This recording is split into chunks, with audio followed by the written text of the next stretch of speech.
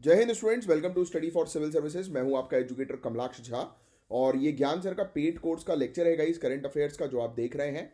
और जिन भी स्टूडेंट्स को ज्ञान सर के पेड कोर्स को ज्वाइन करना है, ये दिए गए नंबर पर आप कांटेक्ट करके ज्वाइन कर सकते हैं। यहाँ पर जीरो से लेकर सिलेक्शन तक की प्रॉपर सिविल सर्विसेज की तैयारी करवाई जाती है। दिए गए नंबर पर कांटेक्ट करके बैच की इंफॉर्मेशन की जानकारी जो है वो ले लीजिए। और ये हमारे टेलीग्राम के चैनल्स और ग्रुप्स हैं जिनको आप ज्वाइन कर सकते हैं। इंस्टाग्राम के पेज को फॉलो कर लीजिएगा, यहाँ पर गवर्नमेंट एग्जामिनेशन से रिलेटेड अपडेट्स आपको मिल जाएंगी। और इसके अलावा ये सब टॉपिक्स हैं आज के, जिनको हम लोग एक एक करके डिटेल में कवर करने वाले हैं। और अभी तक आपने लाइक का बटन हिट नहीं किया तो लाइक का बटन जरूर हिट कर दीजिएगा। और गाइज आपको बता दें कि प्रॉपर अगर आपको सिलेक्शन चाहिए तो ज्ञान सर के पेड कोर्स को जरूर ज्वाइन कर लीजिए। हमारे अभी बैचेस चल रहे हैं प्रीलिम्स और मेंस के लिए। जैसे आप देख सकते हैं UPPCS, BPSC, UKPSC, RO, ARO, BEO, इन सब के बैचेस चल रहे हैं। यूपीएसएसएससी के पूरे एग्जामिनेशंस की तैयारी करवाई जाती है। और अभी स्पेशल बैचेस हरियाणा, राजस्थान और छत्तीसगढ़ के लिए भी हमारे पास अवेलेबल है प्रीलिम्स के। तो इन दिए गए नंबर पर कांटेक्ट करके आप बैचेस की इंफॉर्मेशन लेकर बैचेस को ज्वाइन कर सकते हैं। तो गाइस सबसे पहले तो आप सभी लोगों को न्यू ईयर की बहुत बहुत शुभकामनाएं। और 2025 आप लोगों का मैं उम्मीद करता हूं बहुत अच्छा जाए।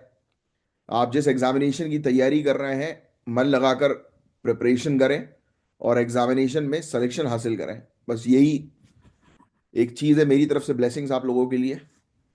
और बस लगकर पूरे साल भर तैयारी करो, कंसिस्टेंट रहो, सिलेक्शन आपका होकर रहेगा। चलो, तो बिना समय वेस्ट किए सेशन को हम लोग स्टार्ट करते हैं। और रूल्स आपको ऑलरेडी पता ही है कि पहले ध्यान से टॉपिक को सुनना है, फिर जो भी चीज काम की होगी नोट डाउन करने वाली, वो मैं आपको अलग से नोट डाउन करवा दूंगा, है ना। चलिए, तो जो पहला टॉपिक है, इस टॉपिक में हम 2024 के लोकसभा के इलेक्शंस की बात करेंगे। अब देखो यार, ये टॉपिक जो है इसमें बहुत सारे आंकड़े मिलेंगे आप लोगों को, बट ये पूरे आंकड़े आपको ध्यान में रखने की आवश्यकता नहीं है। सिर्फ सुन लो इस टॉपिक को, यानी कि इसमें कुछ नोट डाउन करने वाली बात नहीं है। अगर मिलती है कोई चीज ऐसी तो मैं आपको बता दूंगा। तो इलेक्शन कमीशन का डेटा एक रिलीज हुआ है। इस बार इलेक्शन कमीशन ने 42 स्टैटिस्टिकल रिपोर्ट रिलीज की है, जो लोकसभा इलेक्शंस के डेटा को कवर करती हैं। इसके अलावा 14 रिपोर्ट्स उन स्टेट्स के लिए रिलीज हुई हैं जहां असेंबली इलेक्शंस भी हुए थे, जैसे कि आंध्र प्रदेश, अरुणाचल प्रदेश, ओडिशा, सिक्किम। ये डेटा ट्रांसपेरेंसी और पब्लिक ट्रस्ट के लिए रिलीज किया गया है। और इसमें electors, polling stations, nominations, voting pattern और रिजल्ट सब कुछ कवर किया गया है। अगर वोटर्स की बात करें तो बताया यह गया कि इस साल हम लोग को क्या चीज देखने को मिली। रजिस्टर्ड जो वोटर्स हैं, इलेक्टर्स हैं, इनकी संख्या 97.97 करोड़ थी, जो 2019 के मुकाबले 7.43% ज्यादा है। तो कुल मिलाकर मोटा मोटा आपको पता लग गया कि वोटर टर्नआउट बढ़ा है। 64.64 करोड़ जो है वो हो गया है, जो 2019 में 61.4 करोड़ था। सबसे ज्यादा वोटिंग जो है वो धुबरी, आसाम में, जहां टर्नआउट 92.3% था। और सबसे कम श्रीनगर, जम्मू कश्मीर में 38.7% के साथ देखने को मिली। एक और इंटरेस्टिंग बात है, नोटा के लिए 63.71 लाख वोटर्स जो है वो देखने को मिले, जो टोटल वोट्स का 0.99% था। ये 2019 के 1.06% से थोड़ा सा कम है। अब इसके अलावा महिलाओं की बात करें, पोलिंग स्टेशन छोड़िए, महिलाओं की बात करें अगर, वुमेन की, तो इस बार फीमेल वोटर्स का टर्नआउट मेल वोटर से ज्यादा था। 65.78% फीमेल्स ने वोट दिया, जबकि 65.55% मेल वोटर हम लोग को जो है वो देखने को मिले। राइट, तो फीमेल का जो वोटर टर्नआउट जो हम लोग को देखने को मिला वो काफी ज्यादा जो है वो नजर आया। ये काफी अच्छी बात है, ये दिमाग में रखने वाली बात है बस। महिला कैंडिडेट्स की संख्या भी बढ़ी है। 800 फीमेल कैंडिडेट्स ने चुनाव लड़ा, जो 2019 के 726 से ज्यादा है। और महाराष्ट्र में सबसे ज्यादा फीमेल कैंडिडेट्स थी, 111। फीमेल वोटर टर्नआउट में धुबरी, आसाम और वेस्ट बंगाल का तामलुक टॉप पर है। और धुबरी में 92.17% और तामलुक में 87.57% ये टर्नआउट हम लोग को जो है वो देखने को मिला, जो काफी अच्छी बात है। ये आगे की चर्चा करें, पोलिंग स्टेशन की संख्या भी, अगर पोलिंग स्टेशन पर आए तो इनकी संख्या भी 2019 के 10,37,848 से बढ़कर 2024 में 10,52,664 हो गई। बिहार में सबसे ज्यादा नए पोलिंग स्टेशन ऐड हुए, 4,700 के आसपास। एवरेज इलेक्टर्स पर पोलिंग स्टेशन 931 थे। फिर नॉमिनेशंस की जो है वो चर्चा करें, बात करें तो नॉमिनेशंस में इस बार टोटल 12,460 नॉमिनेशन फाइल हुए, और फाइनली 8,360 कैंडिडेट्स ने जो है वो कंटेस्टिंग में जो है वो क्वालिफाई हुए। फिर तेलंगाना के अंदर मलकाजगिरी में सबसे ज्यादा नॉमिनेशन फाइल हुए, 114, और डिब्रूगढ़ आसाम में सबसे कम, सिर्फ 3 हम लोग को देखने को मिले। फिर आगे की चर्चा करें, नेशनल पार्टीज का कंबाइंड वोट शेयर इस बार 63.35% रहा। सूरत गुजरात एक ऐसी कॉन्स्टिट्यूएंसी थी जहां इलेक्शन अनकंटेस्टेड रहा। इंडिपेंडेंट कैंडिडेट जो निर्दलीय जो होते हैं ना, इनके लिए कंपटीशन टफ रहा। 3,921 निर्दलीय में सिर्फ 7 ही लोग जो है वो जीत पाए। तो ये एक बेसिकली एक टॉपिक था, इसमें ज्यादा आपको नोट डाउन करने की आवश्यकता नहीं है। 2024 के लोकसभा के डेटा से हमें पता चला कि वोटर अवेयरनेस और इंक्लूसिविटी दोनों बढ़ी है, ये आप लिख सकते हैं कि इस साल के वोट में टर्नआउट, वोटर टर्नआउट भी अच्छा बढ़ा, पोलिंग स्टेशन भी इंक्रीज हुए। ऐसे अगर मेंस में आए तो इस तरीके की बस लाइन लिखनी है, बाकी और कुछ डेटा वगैरह याद रखने की जरूरत नहीं। Even PWD, person with disability का वोटर्स टर्नआउट भी है वो आगे बढ़ा। सब एक नया स्टैंडर्ड, ये सब पूरी चीजें तो देखने को मिल रही है। जैसे महिलाओं की बात करें, महिला कैंडिडेट्स भी ज्यादा नजर आई, फीमेल वोटर्स मेल वोटर्स से ज्यादा रहे, है ना। तो ये एक नया स्टैंडर्ड सेट कर रहा है कि हाँ, कहीं ना कहीं हम लोग जो है वो डेमोक्रेसी को जो है वो सीरियसली ले रहे हैं और लोग अवेयर हो रहे हैं। तो ये आपके लिए एक मेंस में लिखने के लिए सिर्फ एक लाइन के तौर पर जो है ये टॉपिक था। बाकी और इसमें ये सब आंकड़े वगैरह आप लोग को याद रखने की कहीं जरूरत नहीं है। ठीक है, चलिए। अब देखो यार, गवर्नर के रोल और चैलेंजेस की बात हो रही है, ये बेसिकली पॉलिटी के पॉइंट ऑफ व्यू से ये टॉपिक है। तो करंट अफेयर्स में इसके नोट्स जो है वो मत बनाना, क्योंकि ये GS पेपर 2 के अंदर आपको ऑलरेडी जो है वो कवर हो जाएगा। और इसके अलावा आप हमारी क्लासेस ज्वाइन कर सकते हैं दिए गए नंबर पर कांटेक्ट करके। आप बताइए इस नंबर पर फोन करके कि आप कौन से स्टेट PSC की तैयारी कर रहे हैं, और उसके अकॉर्डिंग पूरी आपकी तैयारी जो है वो करवाई जाएगी, आपको बैच से जोड़ दिया जाएगा। तो चलो हम बात करेंगे एक, सुनना बस इस टॉपिक को ध्यान से, क्योंकि ये कॉन्स्टिट्यूशनल पोस्ट है, काफी इंपॉर्टेंट है, एग्जामिनेशन में आता ही है। सेंटर और स्टेट के ब्रिज का के बीच एक ब्रिज का काम करते हैं गवर्नर, आप जानते ही हैं। बोलते हैं ना कि गवर्नर जो होते हैं वो सेंटर का आदमी होता है ना। बट कभी कभी ये ब्रिज कॉन्फ्लिक्ट का रीजन भी बन जाता है। तो हम डिस्कस करेंगे गवर्नर के बारे में। ये टॉपिक काफी इंपॉर्टेंट है पेपर 2 के पॉइंट ऑफ व्यू से। तो अभी न्यूज सुन लो आप, अभी कुछ दिन पहले हमने देखा कि मणिपुर और मिजोरम के लिए नए गवर्नर्स अपॉइंट किए गए हैं। मणिपुर के नए गवर्नर एक फॉर्मर यूनियन होम सेक्रेटरी, और मिजोरम के एक रिटायर्ड जनरल को गवर्नर बनाया गया है। ये अपॉइंटमेंट्स मणिपुर के एथनिक कॉन्फ्लिक्ट्स के बैकग्राउंड में हुए हैं। आपको ऑलरेडी पता है मणिपुर मिजोरम इन क्षेत्र में जो है वो कितना ज्यादा कॉन्फ्लिक्ट जो है वो चल रहा है। मई 2023 से कंटिन्यू ये कॉन्फ्लिक्ट जो है वो चल रहा है। तो ये अपॉइंटमेंट सिर्फ सिंबॉलिक नहीं है, इनका पॉलिटिकल और एडमिनिस्ट्रेटिव इंपॉर्टेंस भी है। तो गवर्नर का क्या रोल है, उसकी कॉन्स्टिट्यूशनल पोजीशन के बारे में हम जो है वो चर्चा कर लेंगे। ये लिखना मत, क्योंकि आपकी पॉलिटी के अंदर ऑलरेडी कवर्ड रहेगा, तो दोबारा से नोट्स बनाने की जरूरत नहीं है। तो गवर्नर एक स्टेट का कॉन्स्टिट्यूशनल हेड होता है, ये फैक्ट ध्यान में रखना। और वो अपने डिसीजंस काउंसिल ऑफ मिनिस्टर की एडवाइस के बेसिस पर लेते हैं। अब इनके रोल की बारे में बात करें तो आर्टिकल 153 कहता है कि हर स्टेट का एक गवर्नर होगा। और इंटरेस्टिंग बात यह है कि एक गवर्नर मल्टीपल स्टेट्स के लिए भी हो सकता है। ये कई बार एग्जामिनेशन में पूछा जाता है कि एक गवर्नर, एक पर्सन जो है वो मल्टीपल स्टेट्स के लिए भी गवर्नर के तौर पर चूज किया जाता है। अभी बीच में UPPCS में भी वाला क्वेश्चन आया था। और आर्टिकल 154 कहता है कि गवर्नर के पास स्टेट की एग्जीक्यूटिव पावर्स होती हैं। ये पावर वो डायरेक्टली या सबऑर्डिनेट ऑफिसर्स के थ्रू एक्सरसाइज करते हैं। फिर इसके अलावा आर्टिकल 155 कहता है कि गवर्नर को प्रेसिडेंट अपॉइंट करते हैं। क्वालिफिकेशन क्या होती है, इंडियन सिटीजन होना चाहिए, मिनिमम 35 साल की एज, और किसी ऑफिस ऑफ प्रॉफिट का मेंबर नहीं होना चाहिए, यानी कि दूसरे किसी पोस्ट पर नहीं होने चाहिए। फिर आर्टिकल 174 के बारे में बात करें तो गवर्नर स्टेट असेंबली को बुलवाते हैं, समन करते हैं, प्रोरोग करते हैं या डिसॉल्व कर सकते हैं। आर्टिकल 175 फ्लोर टेस्ट करवा सकते हैं मेजोरिटी के लिए। 176 कहता है कि जो लेजिस्लेचर जो है उसको हर साल एड्रेस करते हैं, राइट, जैसे ऑनरेबल प्रेसिडेंट करते हैं ना वहां पर लोकसभा राज्यसभा के लिए, वैसे ही ये यहाँ पर स्टेट असेंबलीज के लिए करता है, सेम ही है बस, और कुछ नहीं है।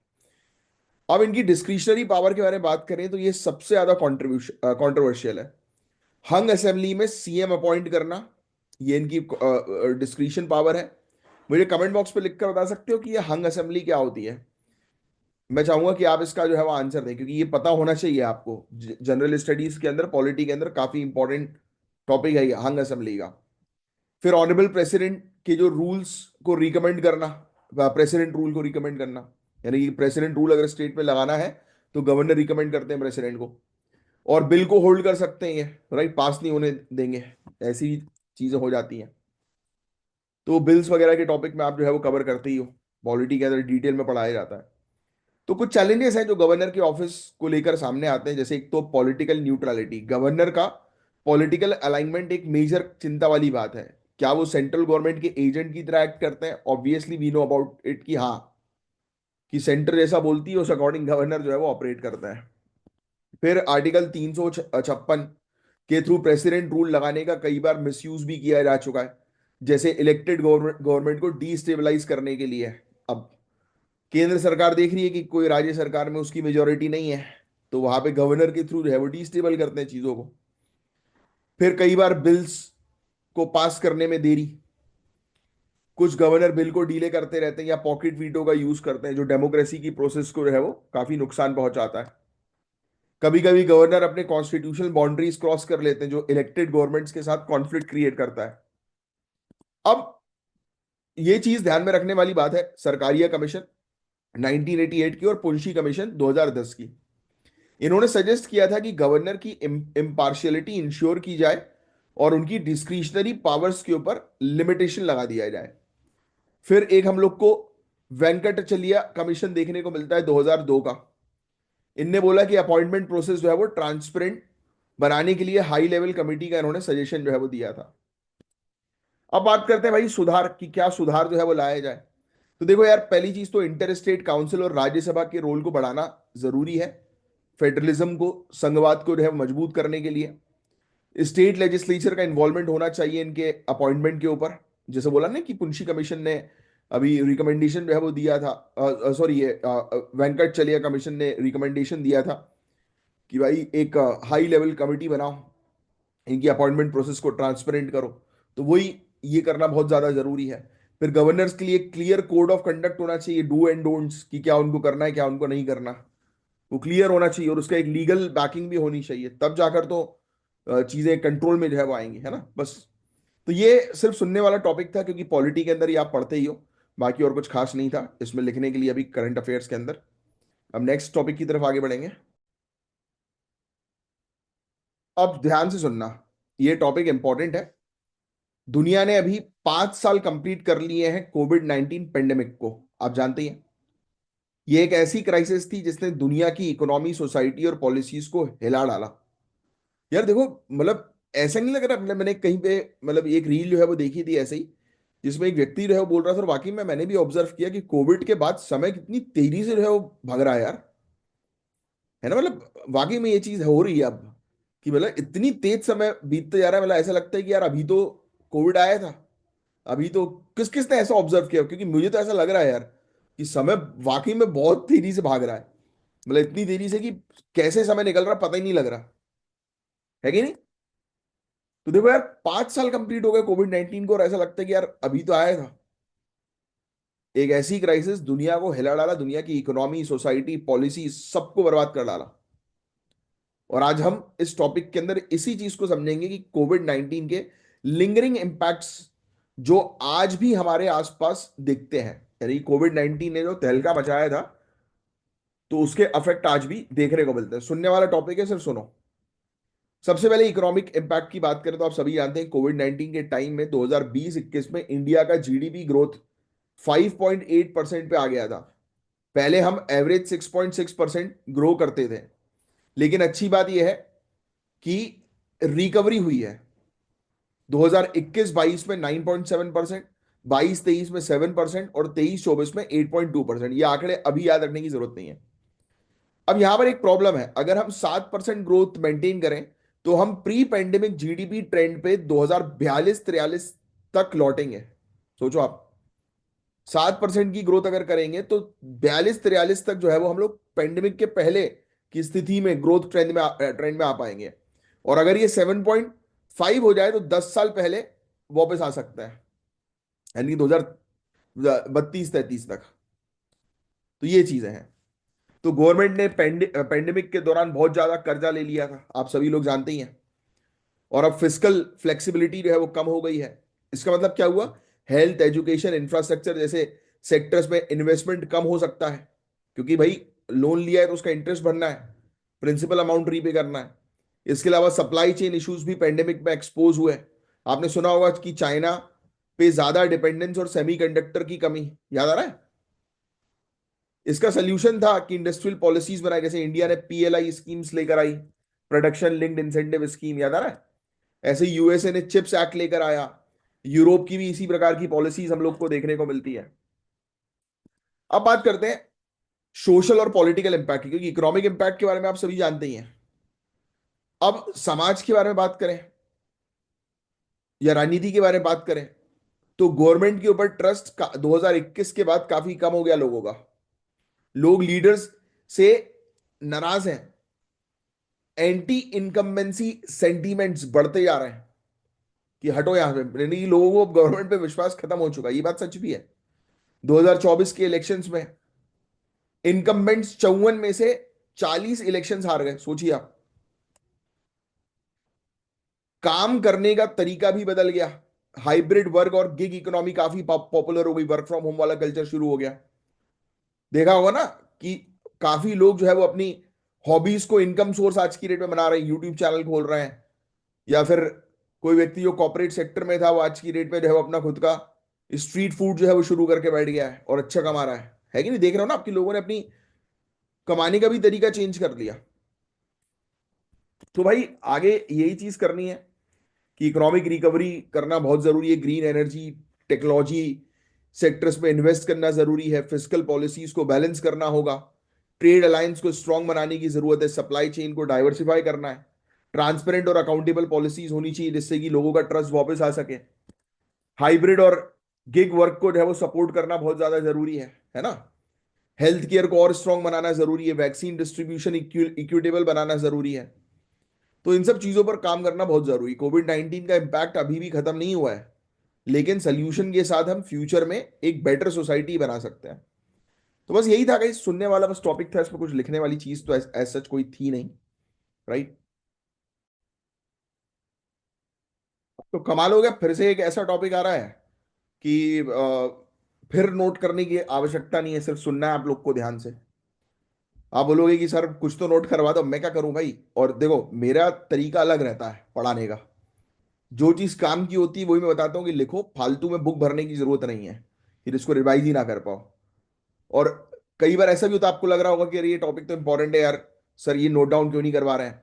एक बार क्या होता है, जब कोई टॉपिक बार बार मल्टीपल टाइम्स रिपीट होता है, या मुझे पता है कि हाँ भाई अभी 5-6 दिन में 10 दिन में फिर से आ जाएगा ये, है ना, तो मैं लिखवाता नहीं हूँ। क्यों? क्योंकि आपका रिवीजन भी 5-10 दिन बाद मैं करवा दूंगा, तो आपकी वो चीज दिमाग में रहेगी ही रहेगी। तो ये अप्रोच लेके चलनी है आपको, और उसी के अकॉर्डिंग मैं चीजें कवर अप कराता हूँ। बस आपको सिर्फ रेगुलर बेसिस पर क्लासेस अटेंड करनी है, दैट्स इट। बस इतना आपको काम करना है। अब क्राउड सेफ्टी और स्टैम्पीड्स के बारे में हम लोग चर्चा करेंगे। स्टैम्पीड का मतलब पता है? जब किसी जगह पर लोगों की भीड़ एकदम से कंट्रोल के बाहर हो जाए, चाहे वो डर की वजह से हो या एक्साइटमेंट की वजह से। ऐसे मोमेंट्स में लोग इतने पास आ जाते हैं कि हिलना डुलना मुश्किल हो जाता है, और रिजल्ट क्या होता है? लोगों को चोट लगती है, कुचल जाते हैं लोग, लोगों की मौत तक हो जाती है। हैदराबाद का एक रीसेंट इवेंट हुआ जहां पे एक फेमस एक्टर की सरप्राइज एंट्री ने भीड़ को इतना उकसा दिया कि लोग गिरने लगे और अफरा तफरी जो है वो मच गई। अब सवाल उठता है कि स्टैम्पीड होती क्यों है? तो देखो यार, इसके अंदर जो इंपॉर्टेंट फैक्टर्स है, पहला फैक्टर है ह्यूमन फैक्टर। यार पैनिक या डर, अगर कोई अफवाह फैला जाए एकदम से, जैसे कि ब्लास्ट होने वाला है यहां पर, भाई कोई इवेंट में कुछ लोग आए हैं, डीजे पार्टी में आए और एकदम किसी ने बोल दिया ब्लास्ट होने वाला है, अफरा तफरी नहीं बच जाएगी? लोग भाग जाएंगे वहां से। और अफरा तफरी में क्या होता है, लोग एक दूसरे को कुचल देते हैं, मुक्का मुक्की हो जाती है, फिर लड़ाई भी हो जाती है। कई बार एक्साइटमेंट, कोई सेलिब्रिटी आया तो लोग अपना कंट्रोल जो है वो लूज कर जाते हैं। कई बार एग्रेशन सबसे ज्यादा, कई बार ऐसा भी होता है ना कि लोग बहुत देर तक भीड़ के अंदर वेट कर रहे हैं, पसीना हो रहा है, बदबू आ रही है, दूसरे सामने खड़े आदमी को चपेट मार दिया कि चल आगे बढ़, बस हो गई लड़ाई, अफरा तफरी मर गई, मच गई फिर इसमें ये। तो ह्यूमन फैक्टर होता है कई बार। फिर कई बार इंफ्रास्ट्रक्चर, भीड़ के हिसाब से जगह छोटी होती है या रास्ते बहुत नैरो होते हैं, तो प्रॉब्लम शुरू हो जाती है। कई बार प्रॉपर लाइटिंग नहीं होती है, या फ्लोर्स कई बार स्लिपरी होते हैं कि एक व्यक्ति स्लिप हुआ और उसके ऊपर दूसरे व्यक्ति ने उसको कुचल दिया। फिर ऑर्गेनाइजेशनल फैक्टर्स भी होते हैं, जैसे कि प्लानिंग प्रॉपर नहीं है, एंट्री एग्जिट पॉइंट सही से मैनेज नहीं किए गए, तो क्योस हो जाता है। इंस्ट्रक्शंस क्लियर नहीं होते तो लोगों को कंफ्यूजन होता है कि भाई बाहर कैसे आना है ना। ऐसी चीजें भी होती हैं। अब इसके इम्पैक्ट्स के बारे में बात करें, स्टैम्पीड का इम्पैक्ट गाइस सिर्फ फिजिकल नहीं है, लोगों को चोट नहीं लगती, बल्कि मेंटल सदमा भी हो जाता है। फ्रैक्चर्स, इंजरीज, कभी कभी मौत हो जाती है। मेनली कई बार ऑक्सीजन की कमी की वजह से भी लोग मर जाते हैं। एस फिक्सिया जिसको हम लोग जो है वो कहते हैं। सर्वाइवर्स को पीटीएसडी या एंजाइटी जो है वो हो सकती है, पोस्ट ट्रोमेटिक स्ट्रेस डिसऑर्डर जिसको हम लोग बोलते हैं। और इंफ्रास्ट्रक्चर डैमेज हो जाता है कई बार, है ना। लीगल स्क्रूटनी जो है वो होती है, फिर जांच होती है कई बार, तो उसमें भी लोगों को आना जाना पड़ता है। पुलिस बुला लेती है उनको कि किसी इवेंट में जो लोग आए हैं खड़े हो भाई आके, बार बार मिलो उनके पास। तो लोगों का काम जो है वो रुकता है, बहुत सारी प्रॉब्लम्स होती हैं। तो ऐसे ही हमें कुछ चीजों से, कुछ इवेंट से सबक लेना चाहिए, जैसे साबरीमाला का मुद्दा 2011 का, 106 लोग मारे गए। नैना देवी 2008 का मुद्दा, 135 लोग की जान चली गई, सोचो आप, 45 लोगों की, सॉरी, 145। फिर ऐसे ही काफी सारे इंसिडेंट, एक मंदिर है महाराष्ट्र के अंदर, 235 भक्तों की जो है यहाँ पर मौत हो गई। ऐसी ऐसी चीजें हम लोग को, हथरस हथरस का कांड, 121 इंडिविजुअल, मोस्टली महिला और बच्चे थे, एक रिलीजियस इवेंट में उनकी डेथ हो गई। कुंभ मेला के अंदर 36 लोगों की डेथ हुई थी, रेलवे स्टेशन पर इलाहाबाद में। गांधी मैदान का भी केस, तो ऐसे केसेस हम लोग को देखने को मिले हैं, समझ रहे हो। फिर इसके अलावा एनडीएमए की भी गाइडलाइन है भाई कि इंफ्रास्ट्रक्चर प्रॉपर रखो, पैनिक मैनेजमेंट के लिए काम करो, क्राउड कंट्रोल के लिए काम करो, है ना। किसी क्षेत्र के इतिहास को रहे वो देखते हुए, डेटा कलेक्ट करते हुए फिर उस हिसाब से व्यवस्था करो, फायर सेफ्टी की पूरी व्यवस्था करो। थर्मल और लिडार सेंसर जो है वो लगाए जाएं, artificial intelligence made based model तैयार किए जाएं, क्योंकि डेटा आराम से कलेक्ट हो सकता है एआई की मदद से, और एआई प्रॉपर तरीके से मैनेज कर सकता है पूरी चीजों को। कम्युनिकेशन प्रॉपर होना जरूरी है, प्रॉपर लाइटनिंग होना जरूरी है, पब्लिक के बीच में अवेयरनेस होना चाहिए। पब्लिक अगर किसी इवेंट में जा रही है तो उसके पास जो है वो प्रॉपर डूज एंड डोंट्स होने चाहिए कि क्या करना है उनको, क्या नहीं करना है, पैनिक की अगर सिचुएशन आती है तो कहाँ पर फायर एग्जिट पॉइंट है, जो भी। तो ये पूरी अवेयरनेस होना बहुत ज्यादा जरूरी है। तो बस यही था गाइस ओवरऑल टॉपिक, इसमें और कुछ ज्यादा खास था नहीं। नेक्स्ट। अब बड़ा इंटरेस्टिंग सा टॉपिक आया है कि कोऑपरेटिव सेक्टर कैसे बदलेगा रूरल इंडिया को। किसान की तरक्की के बारे में हम बात करेंगे, इसमें हम लोग पीएससीएस और एमपीएसीस क्या है तो इसके बारे में चर्चा करेंगे। गांव गांव में किस प्रकार से आर्थिक क्रांति आ रही है, कोऑपरेटिव मूवमेंट एक हम लोग को जो है वो देखने को मिल रहा है। तो ये सब चीजों के बारे में हम लोग जो है वो डिस्कस करने वाले हैं, तो ध्यान से सुनना। तो आपने कभी सोचा है कि जो रूरल भारत है, इसकी इकोनॉमी और किसान का विकास कैसे हो सकता है? सोचा है नहीं है तो सोचना पड़ेगा भाई, क्योंकि रूरल इंडिया का डेवलपमेंट बहुत ज्यादा जरूरी है हमारी कंट्री के ओवरऑल डेवलपमेंट के लिए। बताओ इसका आंसर क्यों। तो रीसेंट न्यूज में देखने को मिला कि यूनियन मिनिस्टर ऑफ कॉरपोरेशन ने 10,000 multipurpose primary agricultural credit society, लिखना ही है, प्राइमरी एग्रीकल्चर क्रेडिट सोसाइटी, ये बहुत इंपॉर्टेंट है। तो क्या हुआ है, union minister of corporation, cooperative ministry है ना, उसके यूनियन मिनिस्टर ने 10,000 multipurpose primary agricultural credit society यानी कि एमपीएसीएस का उद्घाटन किया और ये कहा कि आने वाले 5 सालों में 2 lakh primary agricultural credit societies establish करने का टारगेट है। इस विजन के लिए नाबार्ड, एनडीडीबी, एनएफडीबी जैसे ऑर्गेनाइजेशन का कोलैबोरेशन हो रहा है। चलो अभी मत लिखो, मैं बाद में इसके नोट्स बनवा दूंगा क्योंकि इसके नोट्स बनेंगे। एक और नई चीज है माइक्रो एटीएम और रूरल पे किसान क्रेडिट कार्ड, जो किसानों को और रूरल एरिया में रहने वाली जो कम्युनिटी है उनके लिए फाइनेंशियल इंक्लूजन को और भी स्ट्रांग बनाएगा। तो देखो, सबसे पहले तो आपको यह समझना जरूरी है कि ये पीएसीएस है क्या। देखो यार, ये एक विलेज लेवल क्रेडिट सोसाइटी है जो फार्मर्स को लोन प्रोवाइड करती है और रीपेमेंट्स कलेक्ट करती है। ये स्टेट कोऑपरेटिव सोसाइटी एक्ट के अंदर रजिस्टर्ड होती है। तो समझ गए आप। वैसे तो नाम से समझ में आ रहा है, प्राइमरी एग्रीकल्चरल क्रेडिट सोसाइटी। एक कम्युनिटी बन गई, उनने एक छोटा सा अपने बीच में आपस में बैंक खोल लिया, ये समझ लो। फिर ये किसानों को लोन देते हैं, उस पर इंटरेस्ट चार्ज करते हैं और कलेक्ट करते हैं, है ना। तो ये काफी अच्छी चीज है। अब एमपीएसीस क्या है। अब देखो, पीएसीएस को अपग्रेड कर दिया, जो सिर्फ क्रेडिट तक लिमिटेड नहीं है, पैसे देने तक लिमिटेड नहीं है। ये डेयरी, फिशरीज, फर्टिलाइजर डिस्ट्रीब्यूशन और स्टोरेज जैसे भी सर्विस प्रोवाइड कराती है कि भाई किसानों को अगर फर्टिलाइजर चाहिए तो एमपीएसीएस से ले लो। और 2011 के 97वें कॉन्स्टिट्यूशनल अमेंडमेंट एक्ट ने कोऑपरेटिव्स को आर्टिकल 19 क्लॉज 1 सी के अंडर एक फंडामेंटल राइट बनाया है। राइट टू कोऑपरेटिव बोलते हैं ना, right to create cooperative society. तो ये एक फंडामेंटल राइट है। और आर्टिकल 43 बी डायरेक्टिव प्रिंसिपल के अंडर कोऑपरेटिव्स को प्रमोट करने की बात की गई कि स्टेट जो है, गवर्नमेंट जो है, वो कोऑपरेटिव्स को प्रमोट करे। तो ये फैक्ट भी ध्यान में रखना है। अब सुनो, हम बात करेंगे नए इनिशिएटिव की जो कोऑपरेटिव सेक्टर को और मजबूत बना रहा है। तो 5 साल में 2 लाख पीएसीएस का टारगेट सेट किया गया है। नाबार्ड ने 70,000 से ज्यादा पीएसीएस बनाने का एक रोड मैप दिया है और एनडीडीबी और एनएफडीबी डेयरी और फिशरीज कोऑपरेटिव्स को सशक्त कर रहा है। फिर इसके अलावा हमें देखने को मिला ऑर्गेनिक फार्मिंग को प्रमोशन मिल रहा है। National organic cooperative limited establish की गई है जो ऑर्गेनिक फार्मिंग को सपोर्ट करती हैं खरीदारी में, सर्टिफिकेशन में, ब्रांडिंग में और मार्केटिंग में। फिर माइक्रो एटीएम और रुपे किसान क्रेडिट कार्ड जो हम लोग को देखने को मिल रहा है, ये फाइनेंशियल इंक्लूजन को बूस्ट करने के लिए हर कोऑपरेटिव सोसाइटी के लिए टूल दिए जा रहे हैं कि सभी कोऑपरेटिव सोसाइटी जो है वो इस मेथड के थ्रू जो है वो अपने ट्रांजेक्शन करें। मोबाइल रूरल मार्ट्स इनिशिएटिव एक है, नाबार्ड के साथ मिलकर ये इनिशिएटिव गांव क्षेत्रों में सब्सिडाइज रेट पे इंपॉर्टेंट आइटम्स प्रोवाइड करता है, जैसे कि दाल, चावल, गेहूं का आटा वगैरह, है ना, भारत ब्रांड के अंडर।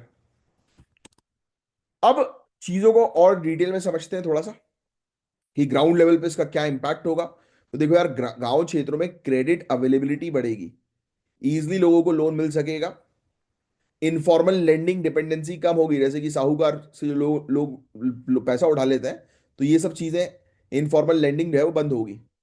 एमपीएसीएस के डाइवर्सिफाइड सर्विस रूरल एरिया को डेवलप करेंगे। 2 लाख पीएसीएस के इंटीग्रेशन से किसान के लिए ग्लोबल मार्केट तक एंट्री इजी होगी। इंफ्रास्ट्रक्चर और कॉपरेटिव्स का कॉम्बिनेशन वैल्यू चेन को और बेहतर करेगा, इंप्रूव करेगा। बट चैलेंजेस भी हैं। बैरियर्स किस प्रकार के हैं। गवर्नेंस और ट्रांसपेरेंसी को स्ट्रांग बनाना जरूरी है, क्योंकि ये सबसे बड़ा बैरियर है, ट्रांसपेरेंसी, जिससे कि एक्सप्लॉइटेशन रोके जा सके। कोऑपरेटिव मेंबर्स और एडमिनिस्ट्रेटर्स के लिए कैपेसिटी बिल्डिंग प्रोग्राम शुरू होना चाहिए, ट्रेनिंग देनी पड़ेगी।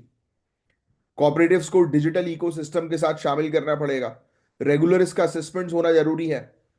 इसमें मौजूद जितने भी मेंबर्स हैं वो आपस में रेगुलर बेसिस पर एक दूसरे के साथ कंसल्ट करें, तब जाकर ये चीज बेहतर होगी। तो कोऑपरेटिव सिर्फ एक फाइनेंशियल टूल ही नहीं, बल्कि गांव क्षेत्रों को ट्रांसफॉर्म करने का एक पावरफुल वेपन है गाइस। और इस सेक्टर को, कोऑपरेटिव सेक्टर को सही तरीके से अगर यूज किया जाए तो गांव क्षेत्रों की इकोनॉमी जो है वो काफी बूस्ट हो सकती है। तो ये था ओवरऑल टॉपिक। होपफुली पूरी चीज आपको अच्छे से समझ में आई होगी। अब लिखो कि क्या चीज काम की है। ये लिख लिया आपने, primary agricultural credit society, PACS. और दूसरा लिख लेना MPACS, multipurpose primary agricultural credit society. अब ये है क्या, तो देखो इसमें आपको डिटेल में लिखना नहीं है क्या, क्योंकि आपको ऑलरेडी अब समझ में आ चुका है एग्रीकल्चर क्रेडिट की बात हो रही है। किसकी बात हो रही है भाई, गांव क्षेत्रों में किसानों को लोन देने की बात हो रही है, और उसका ये कोऑपरेटिव सोसाइटी है।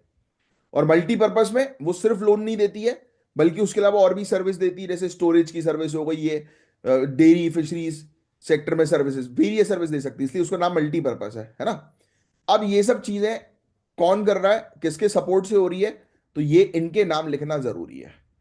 नाबार्ड फुल फॉर्म पूरा पूरा लिखो, नाबार्ड, एनडीडीबी यानी कि नेशनल डेयरी डेवलपमेंट बोर्ड, और नेशनल फिशरीज डेवलपमेंट बोर्ड, इनके सपोर्ट, इनके कंट्रीब्यूशन से ये पूरी चीजें जो है वो की जा रही हैं। लिख लिया इतना। अब आगे बढ़ते हैं। अब थोड़ी सी इसमें डाल दो आप कि भाई 97 कॉन्स्टिट्यूशनल अमेंडमेंट एक्ट, 97 सी ए लिख दो, सी ए 2011। इसके अंदर कॉपरेटिव्स को आर्टिकल 19 क्लॉज 1 सी के अंडर पार्ट 3 जो फंडामेंटल राइट्स का है उसके अंदर शामिल किया गया। आर्टिकल 43 बी भी कॉपरेटिव्स की बात करता है, ब्रैकेट में लिख रहा है DPSP, directive principle of state policy. तो इससे क्या हो गया भाई, अब आप जब कॉपरेटिव यानी कि पीएसीएस पढ़ रहे हो, एमपीएसीएस पढ़ रहे हो, तो आपको क्लियर हो गया कि हाँ भाई क्रेडिट सोसाइटी की बात हो रही है, कॉपरेटिव सोसाइटी की बात हो रही है। और कॉपरेटिव सोसाइटी किसके अंदर आता है, आर्टिकल 43 बी और आर्टिकल 19 क्लॉज 1 सी। ठीक है, तो ये चीज। अब टारगेट लिख दो आप। टारगेट क्या है, 2 लाख पीएसीएस को 5 सालों में स्टैब्लिश करना, सिर्फ इतना लिखोगे आप। ये टारगेट सेट किया है। नाबार्ड कितना कर रही है, एनडीडीबी कितना कर रही है, उसे लिखने की जरूरत नहीं। हाँ, फिर ये लिख दो आप, नेशनल ऑर्गेनिक कोऑपरेटिव लिमिटेड, ये स्टैब्लिश की गई थी multi state cooperative society act 2002 के तहत। अब इसके नाम से समझ में आ रहा है आपको कि भाई ये ऑर्गेनिक फार्मिंग को रेहो प्रमोट करती है, बस इसमें लिखना ही क्या है। माइक्रो एटीएम्स और रुपए किसान क्रेडिट कार्ड्स, ये टूल्स है लो कॉस्ट लोन्स प्रोवाइड कराने के लिए, तो इसके टूल्स लिख दो आप, कोऑपरेटिव पीएसीएस एमपीएसीएस के टूल्स हैं ये। मोबाइल रूरल मार्ट्स इनिशिएटिव जो है वो शुरू किया गया, किसके, नाबार्ड के कोलैबोरेशन के साथ, ये लिखना जरूरी है। ये दाल चावल आटा भारत ब्रांड के अंडर सब्सिडाइज रेट में प्रोवाइड कराता है। मोबाइल रूरल मार्ट्स, जैसे डी मार्ट वगैरह नहीं होता, वैसे ही मोबाइल रूरल मार्ट है ये, जहां पे शॉपिंग कर सकते हो सस्ते रेट में। बस, और इससे इसमें और कुछ लिखने की आपको आवश्यकता नहीं है, दैट्स इट। तो होपफुली पूरी चीज क्लियर हुई। चलो अब आगे बढ़ेंगे। अब देखो प्रीलिम्स के लिए एक और बड़ा इंपॉर्टेंट टॉपिक जो है वो सामने आ गया है, नासा के पार्कर सोलार प्रोब के बारे में हम चर्चा करेंगे। सूरज से भी पास पार्कर सोलार प्रोब की कहानी, नासा का है ये, और आदित्य एल1 मिशन जो हमारा है, तो उस पर भी चर्चा कर लेंगे। तो आपने कभी सोचा कि जो सूरज जो हमें रोशनी और एनर्जी देता है, ऊर्जा देता है, तो हम उसके बारे में कितना जानते हैं। तो नासा का जो ये पार्कर सोलार प्रोब है और हमारा इंडिया का आदित्य एल1 मिशन है, इन पूरे सवालों को ढूंढ रहा है, सूरज की स्टडी कर रहा है। तो सबसे पहले पार्कर सोलार प्रोब की बात करें, तो नासा का ये एक ऐसा मिशन है जिसने सूरज के सबसे करीब पहुंचकर इतिहास रच दिया।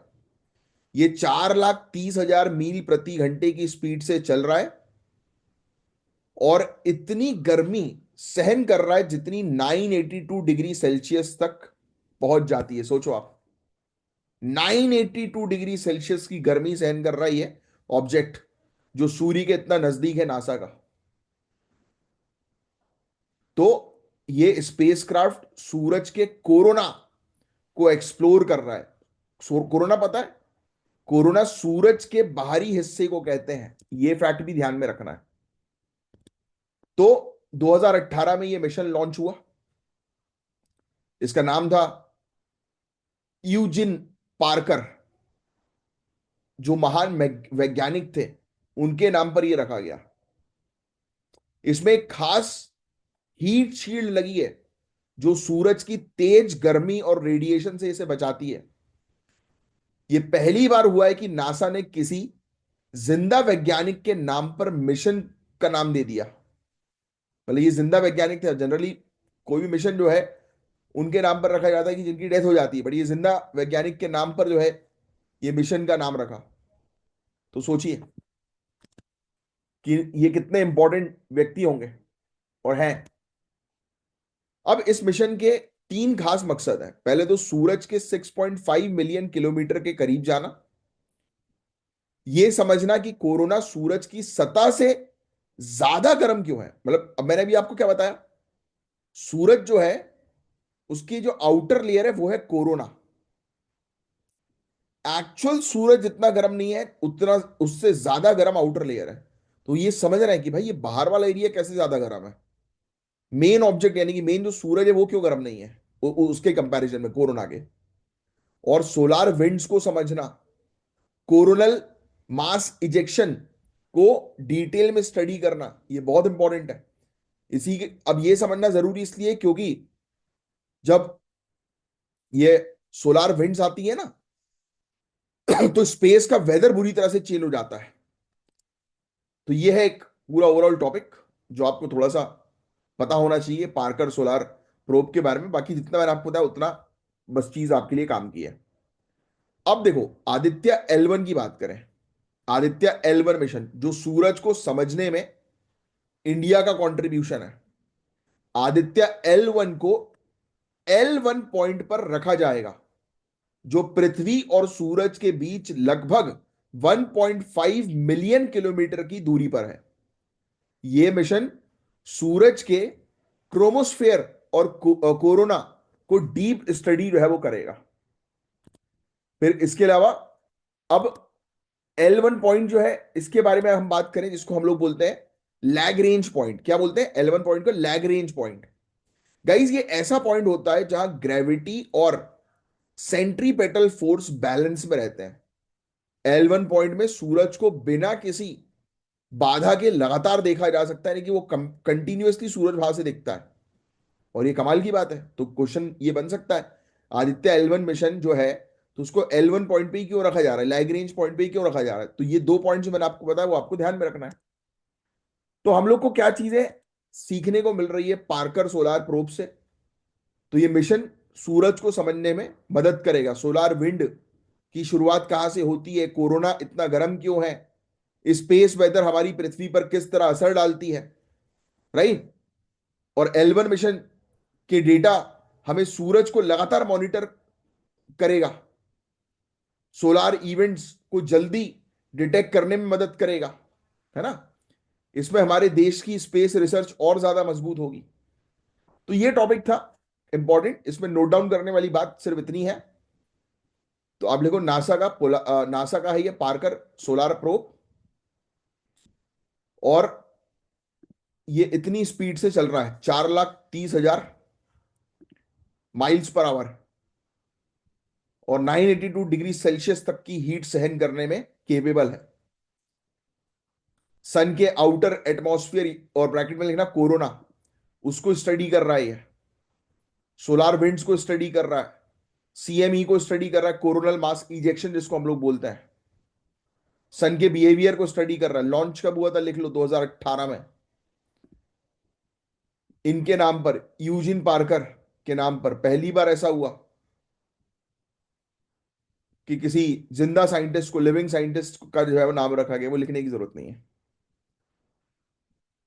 ठीक है। इसका अपन ने देख ही लिया कि क्या किस पर्पस के लिए पार्कर सोलार प्रोब,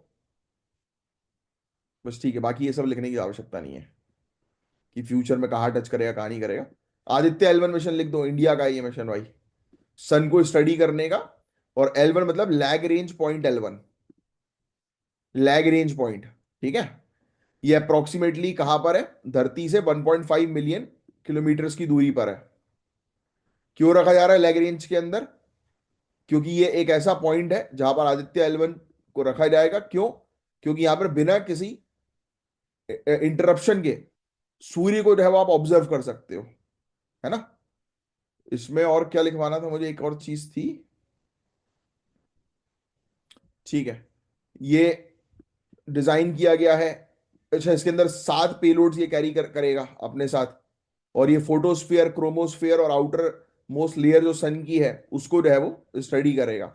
इलेक्ट्रोमैग्नेटिक और जो पार्टिकल्स डिटेक्ट जो है वो करेगा। सूर्य का डेटा कंटिन्यूअसली प्रोवाइड कराने में काफी हेल्प करेगा। तो ये है पूरा ओवरऑल टॉपिक। होपफुली पूरी चीज समझ में आई होगी। अब ये स्वामित्व स्कीम है, ये कई बार मैं आपको पढ़ा चुका हूं, एक 2 दिन पहले भी हमने इसके बारे में डिस्कस किया था। तो इसका आंसर आप ही मुझे देंगे नीचे कमेंट बॉक्स पर लिखकर कि क्या होगा इसका आंसर स्वामित्व स्कीम का। और प्रधानमंत्री राष्ट्रीय बाल पुरस्कार, तो ये वाला टॉपिक भी है वो, इसका आंसर भी आप ही देंगे मुझे नीचे कमेंट बॉक्स पर लिखकर। और स्वामित्व स्कीम से रिलेटेड ये मेंस का एक क्वेश्चन है, ट्राई करिएगा इसका आंसर जो है वो देने की 120 वर्ड में। और चलो, wish you all a very happy new year once again. अब मिलूंगा मैं आपसे कल के लेक्चर में, तब तक के लिए bye bye, take care, have a great day. जय हिंद गाइस।